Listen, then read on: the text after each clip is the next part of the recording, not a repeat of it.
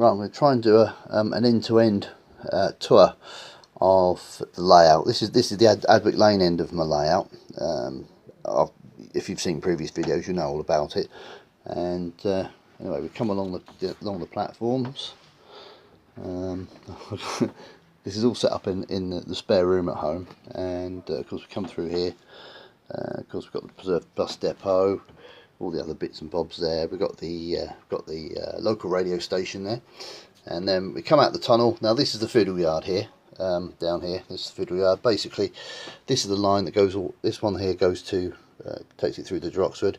That's the main fiddle yard line. That's the line that's got me Pendolino on it, and I'll try and pan up along here if I can, as far as there, and then I'll pause.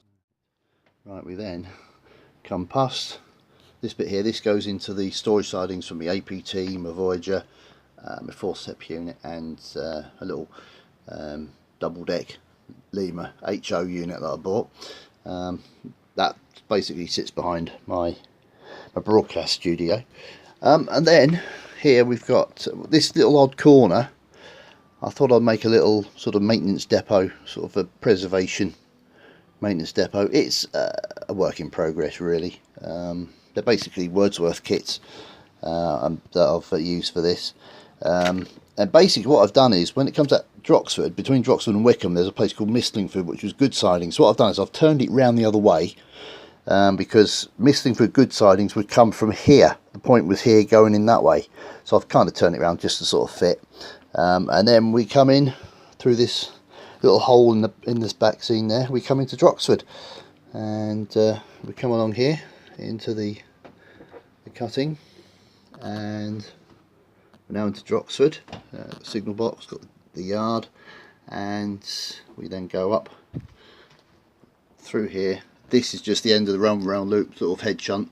Through the bridge would have been where it had carried on to West Meehan, but of course for the layout it's only going as far as there, because when it was when the middle section was shut between Droxford and Farringdon, that's as far as the line went. So that's what we've done there. Then we'll come here on to the station forecourt. Now, when I'd done the building, and this is something new between when I finished the building, the previous video. I've put the pavement around. I've also darkened it up. This is the Metcalfe paving, but what I've done was I've darkened it up, and I've also done the station forecourt a bit. It still needs a bit more work, but it's basically done. And what I've done is I painted it with emulsion. It was the same emulsion that I used for these stone steps, which I've also treated the same way, and I'll tell you how I've done it in a minute. They were too light. If you've seen previous videos, they were quite light. So what I've done was got a pencil, scribbled it on, and then just got my finger, just rubbed it, and that's how I've basically done that.